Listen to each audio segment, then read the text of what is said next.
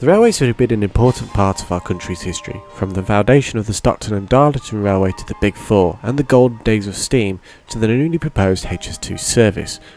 But with steam rolled out on the national network and preservation lines booming, one part of the UK is as a unique case when it comes to railway motive power.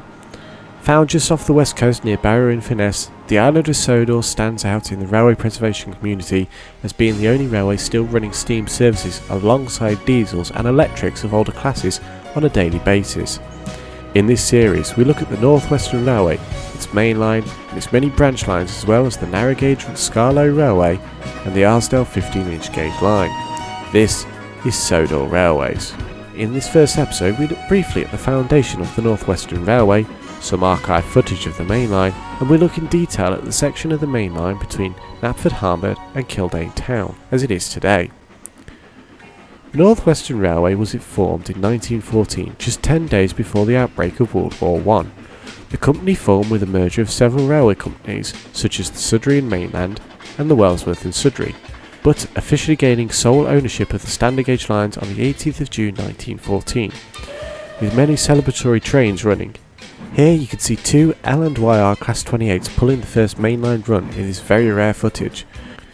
The lead engine was unfortunately scrapped a year later, and the other L&YR engine became NWR No. 5 James. It was often a sight where engines had double head or banked over the top of a large hill between Wellsworth and Marron, now known as Gordon's Hill. Over the years the engine roster grew, with Furness K2 Edward joining, seen here on the inaugural run of the Wellsworth branch line still in his Furness Railway livery, and the first in a new line of Pacifics built by Sir Nigel Gresley, prototype class AO Gordon from the GNR, as well as another prototype Atlantic type Henry, who was rebuilt to an LMS Black 5 by Stanley at Crewe after a major accident. The railway had a knack for saving prototypes, and during the 20s bought LBSCR, E2 class Thomas, GWR Percy, GWR Pannier No. 5741, GWR 1400 1436, as well as some Scottish engines, a tram engine and many others, and kept purchasing engines right up to the end of BR. We now look at Knapford Station on the west coast of the island. This is the main hub of the railway, with its main sheds located just outside the town, as well as a large harbour. Here you see Class 8 Diesel, called Diesel, and a Class 14 Iris shunting in the harbour, and Class 40 Patrick waiting in the back for the green signal to leave with the heavy goods for Barrow. Later on, 8F Peter backs down from the sheds and onto an empty rake of coal trucks to head back to the mainland. We now head to the sheds where we see Gordon waiting in the sheds for the next Barrow-bound express. Rebuilt as a Class A3 during an overhaul at the island's resident works at Croven's Gates in 1939, former L&YR Class 28, now NWR No. 5 James, arrives to take on water before going for a slow goods. You can tell by the way he is steaming he is not happy. We later see a rare sight as one of the Scottish twins pulls into the sheds to use the turntable after an anniversary run of their arrival on the network. We move to Knapford Station, where the second of the Scottish twins, No. 10 Douglas, couples up to run a unique tender-to-tender where Donald comes back after turning round. We see Donald a few minutes later coming round the train backing down to his brother.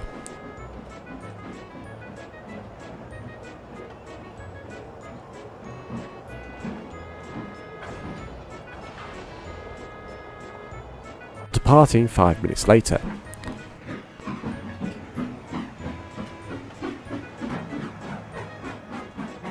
Knapford is the main hub of the NWR network, with trains from branch lines coming as well as express and local trains.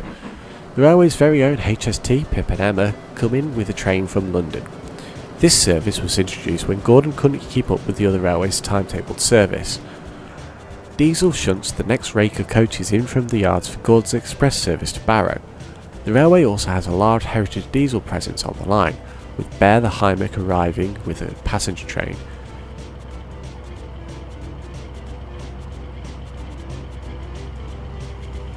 LMS Black 5 Henry, now NWR No. 3, passes on the outside line with a goods train for the harbour.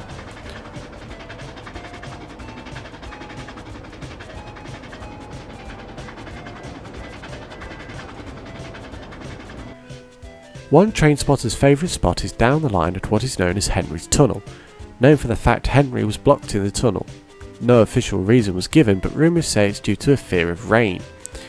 There are several vantage points on this part of the line. One is on the side of the river looking at the railway, the other is looking down from the top of the hill. We've had many people send in footage from this part of the line over the years. Here are just some of the best, so we thank you for all your footage.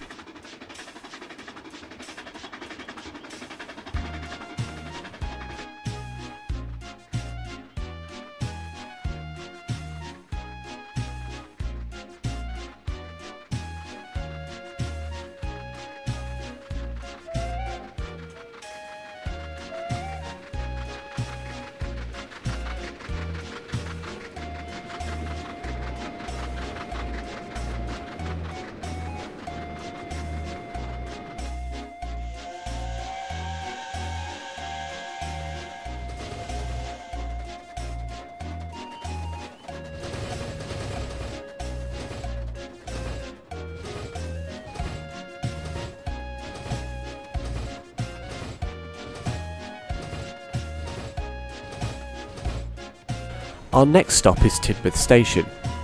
Tidmouth Station has a medium-sized yard dealing with local goods traffic for the dairy, farms and other small industries in the area. It has a 3-berth shed to hold the 3 steam engines of the Farquhar branch line, Toby the tram engine, Percy and Thomas. Often Toby runs to and from Knapford via a small branch line as an auto train with his own carriage named Henrietta. The station was built in 1890s as the railway expanded on the island. The Sodor and Mainland Railway borrowed Edward for a short time but returned him to the Furness Railway in 1903 due to a decrease in railway traffic, and thus they had no need for a large tender engine. Thus the station was closed, but reopened in 1914 with the creation of the NWR. Here you can see Thomas getting coal early one morning before setting off down his branch line. At the same time, Eric comes off the branch line with a milk train. Alice arrives with a commuter train that she takes to the dairy. We also see a rare sight of Donny pulling a special slow express from Barrow to Knapford. He only comes out for mainline runs once a month due to being privately owned. Finally we see Percy get a brake van and head off light engine to our next stop on the line, Aldbridge.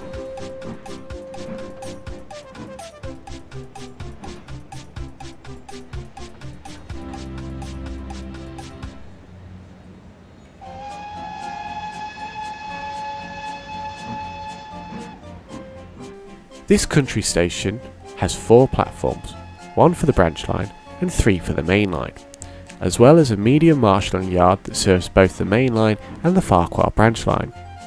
You can see Percy shunting here, getting a train of anti-cattle wagons ready. Shane comes in with a coal train and waits for Percy to take the last 4 trucks off the back of his train. The station is located at the bottom of a hill with a road above the platforms, so to enter the station you have to go through a small ticket hall, down a bridge and stairs. This leads to the main waiting rooms and a small shop to fulfill needs while people wait for the next train. You can see Thomas running backwards in from a branch line with Annie and Clarabelle as well as a mail van.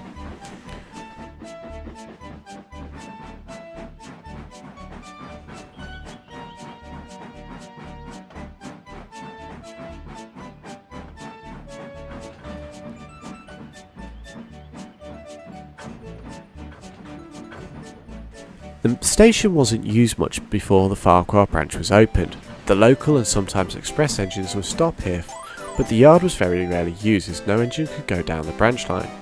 When Thomas helped reopen the line, the station was refurbished and had a grand reopening. Thomas was soon joined by Toby, Percy, and soon a brand new diesel rail motor called Daisy. Aldbridge has become a major railway station now and all trains stop here.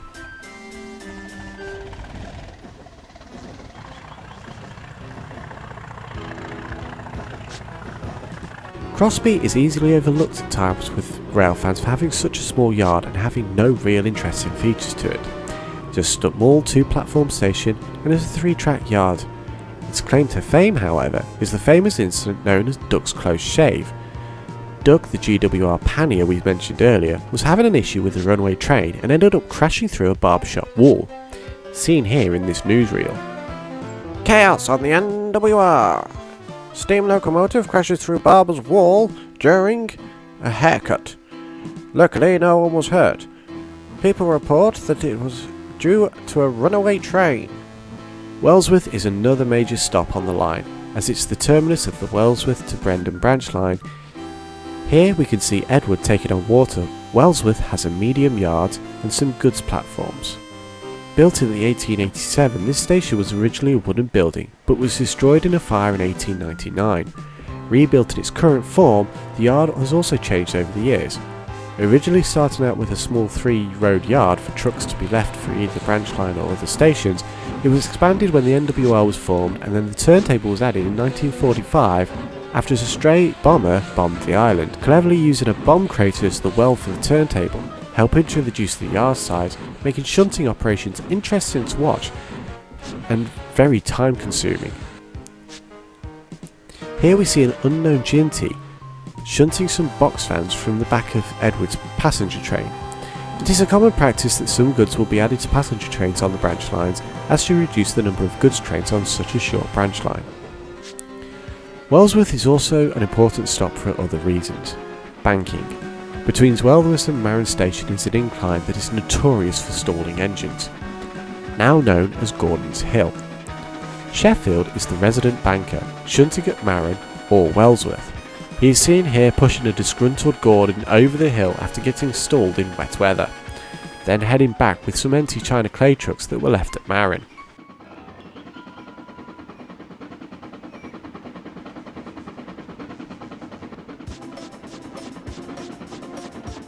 Marron Station has 3 platforms and sits on the other side of Gordon's Hill. Expresses and goods stop here shortly to take on water after the heavy climb, where they can use up a lot of the vital liquid, or they stop to wait on the banking engine to come from Wellsworth Station. The timetable has it down where a banker can help one train over to find another waiting, or some goods wagons that have been left at the station, such as a box van or mail vans. Here we see Shane waiting with a long coal train.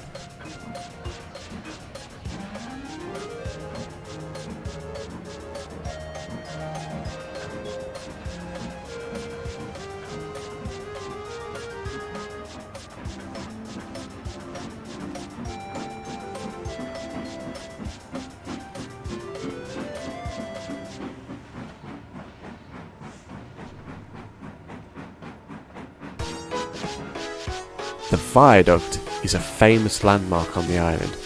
Officially the tallest railway structure on the island, it is often the site for photographers to stand on the banks and film from above. We are lucky enough one member of the public has sent in some drone footage for us. Enjoy!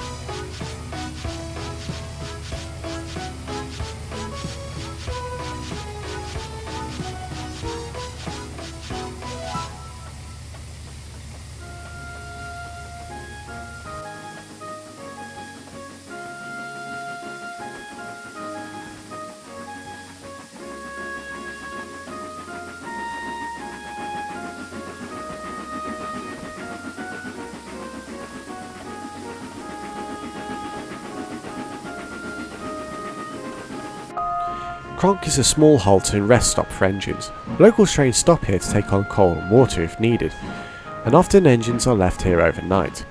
This is a fairly new station and doesn't have many stopping trains. The last station on this volume is Killdane, with a 3-platform station, diesel works and a large yard. This is the most modern station on the island, having just finished a rebuild after a fire burnt down the old station building.